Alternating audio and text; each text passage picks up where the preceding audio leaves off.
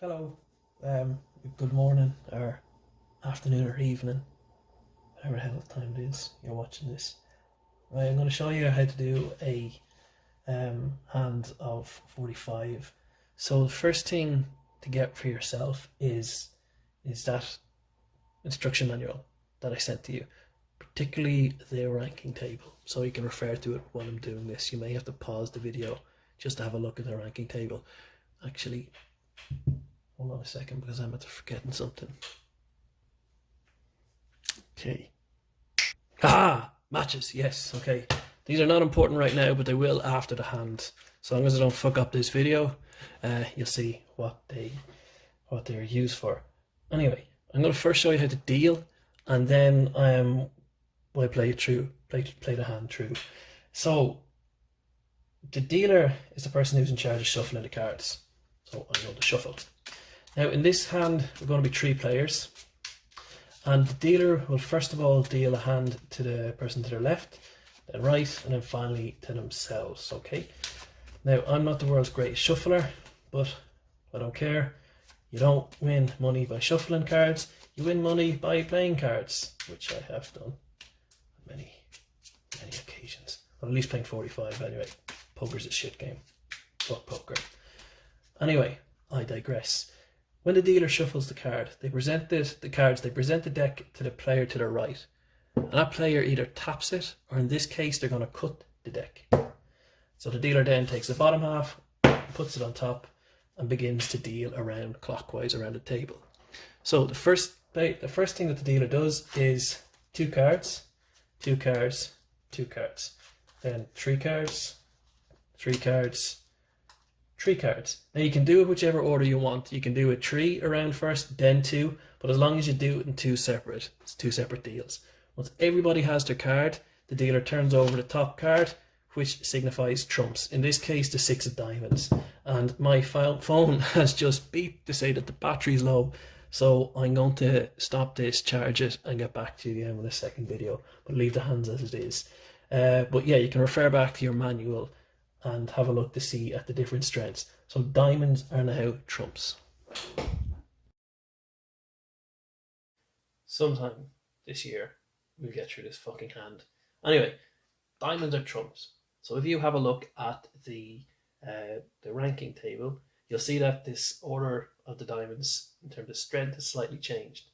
So starting from the bottom, the weakest trump would be 2, 3, 4, 6, 7, 8, 9, 10. Queen, king, ace of diamonds, ace of hearts, jack of diamonds, 5 of diamonds, then the joker. Okay, so any trump will beat any other non-trump card, such as hearts, spades, or clubs. And then obviously, if the trumps are played, you just look at that chart, what's the highest trumps. Anyway, let's move on before we perish and wither away. This is the first player. So the first player is going to play the first card, which has set the whole game in motion. If you have a look at his cards here, or her cards, whoever, they have the 3 of hearts, 3 of diamonds, 2 clubs, 9 of diamonds, and a 5 of spades. So they got 2 trump cards. Got the 3 of diamonds and a 9 of diamonds. They're fairly decent cards. Well, the 9 more so than the 3. I don't usually do this during the game, but for the sake of this video, I'm going to order them in terms of strength. So I'm going to put the 9 over here, then the 3, then the 2, then, yeah, probably the 5, then the 3. Yeah, it'd be the 5, then the 3. So this would be the strongest card that this character has, the 9 of diamonds, the 9 of trumps. The 2, if you look at the black cards in terms of ranks on the ranking table, you'll see that in contrast to the reds, when it comes to the numbered cards, the lower the number, the higher the rank when they're non-trumps. Well, the same when they're trumps as well.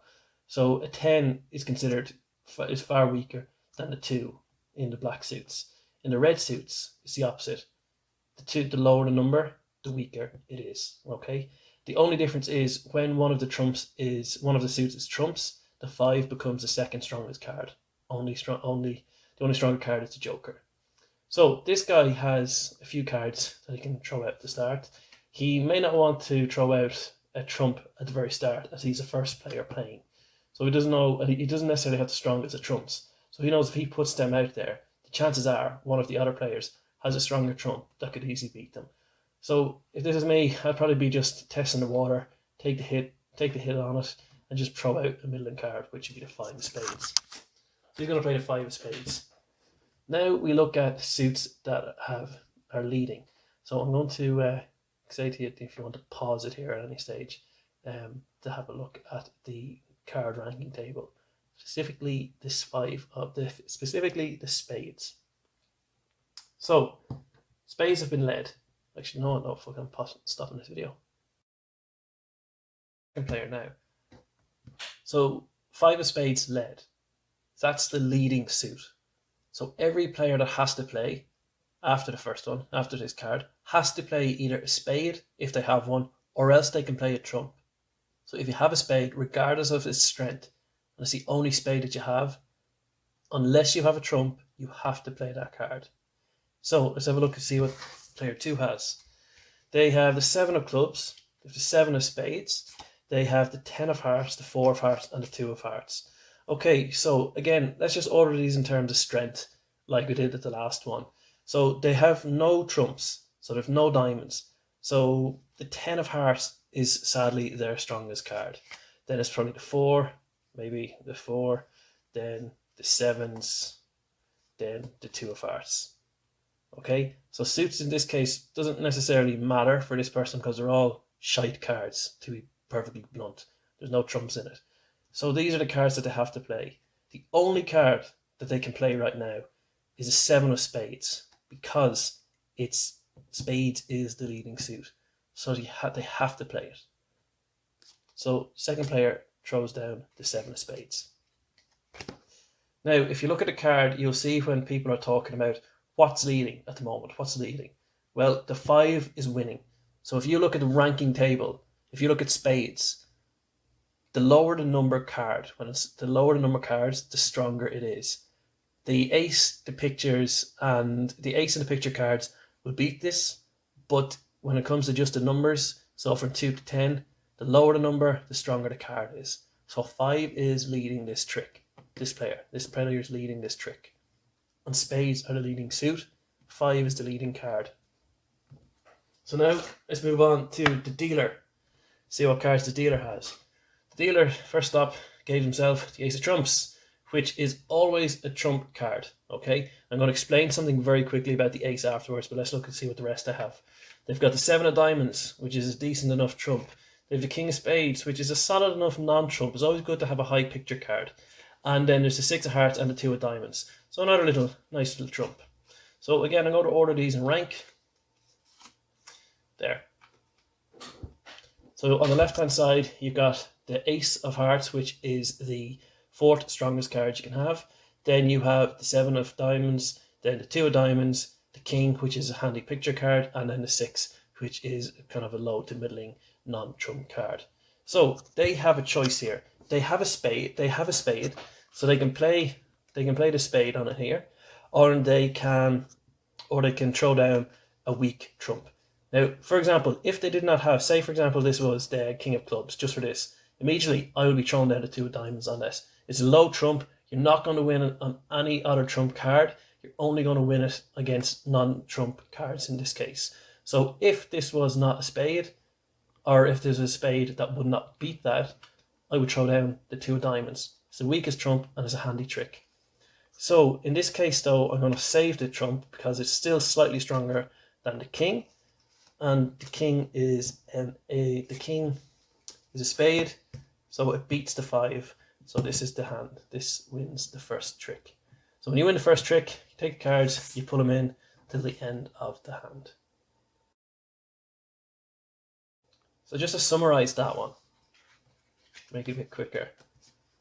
5 of spades was led, which meant a trump or a spade had to be played. This player only had a spade, did not have a trump, so they had to throw down the 7 of spades. The 7 of spades is weaker than the 5, so the 5 is leading going into the last player. The last player, dealer, had himself a hand of trumps, but also had a very good spade card, which is a king. Threw the king on it, which means that the king outranks the 5, and that means this player wins the trick.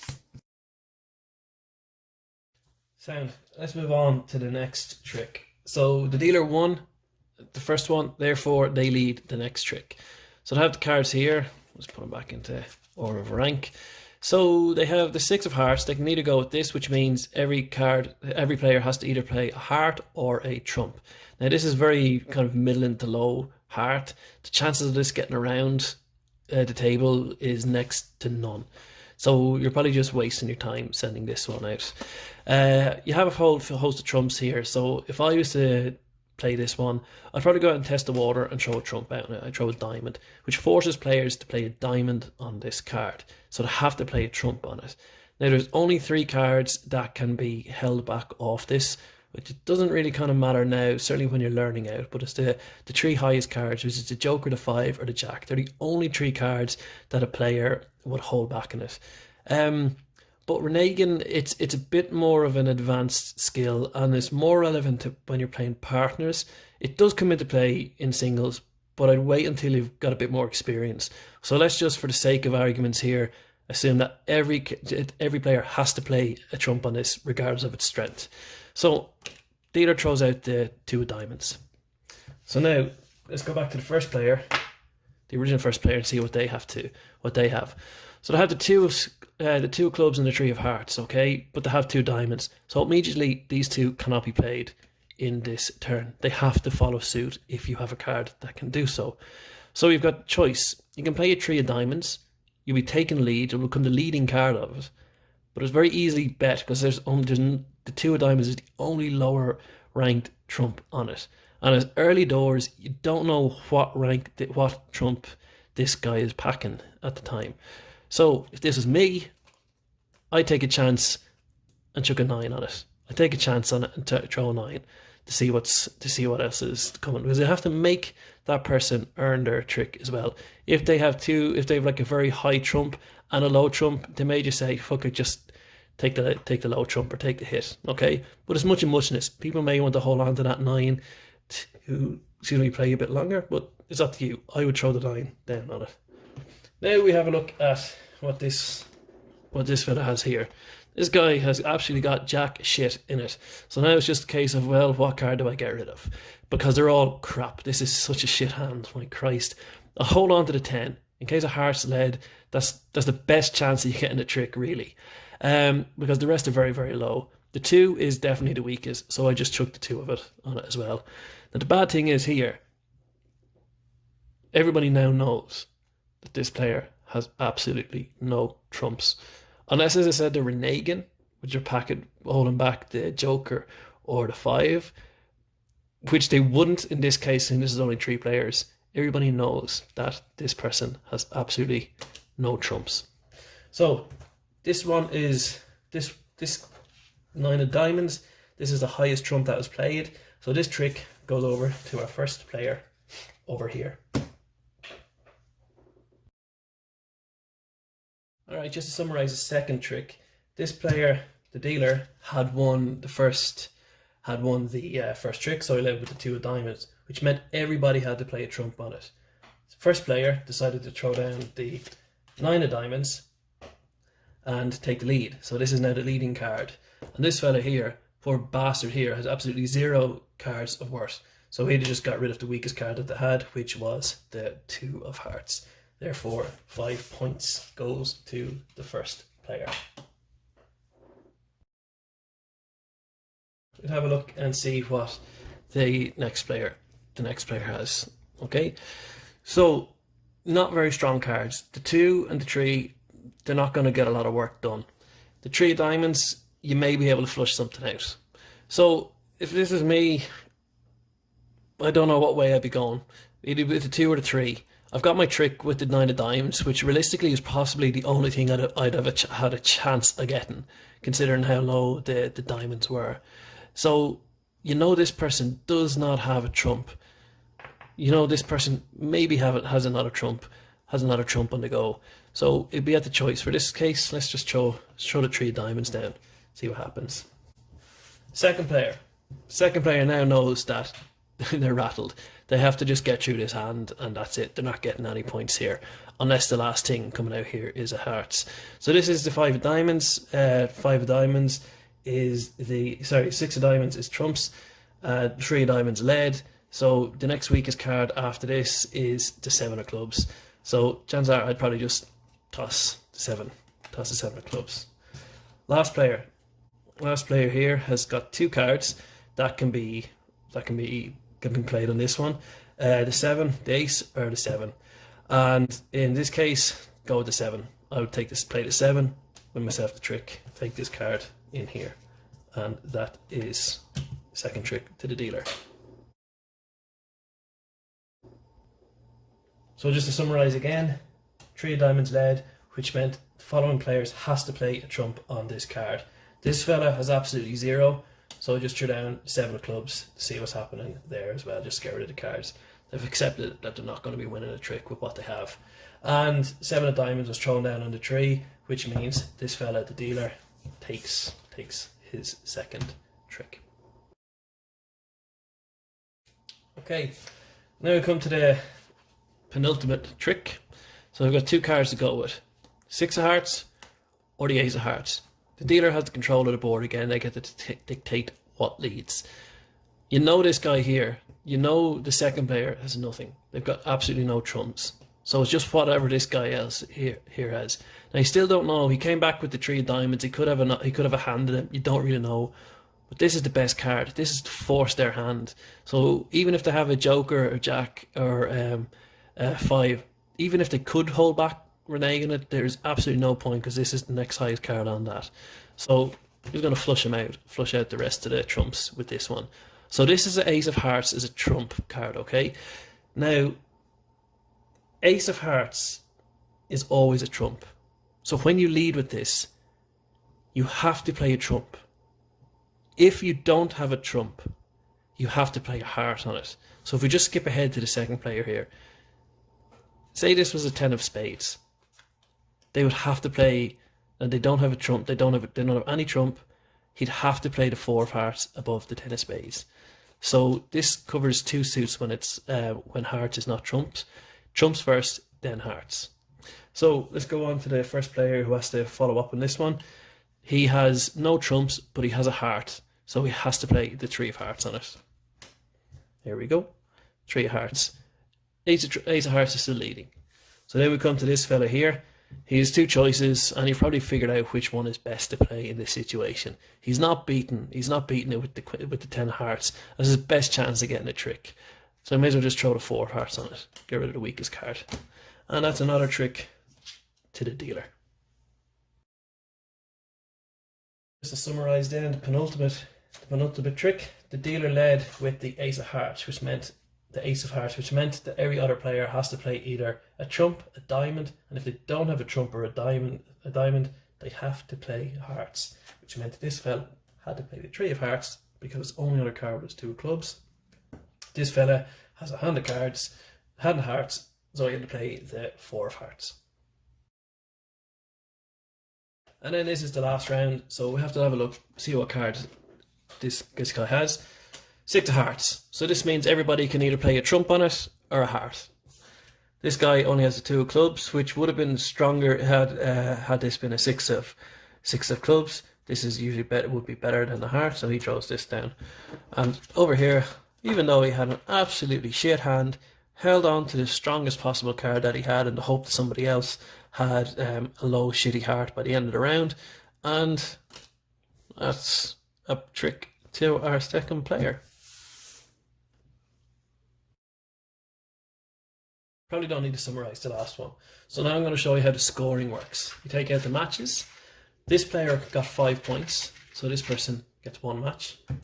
The next person, second player, got 1 trick, so that's another 5 points there.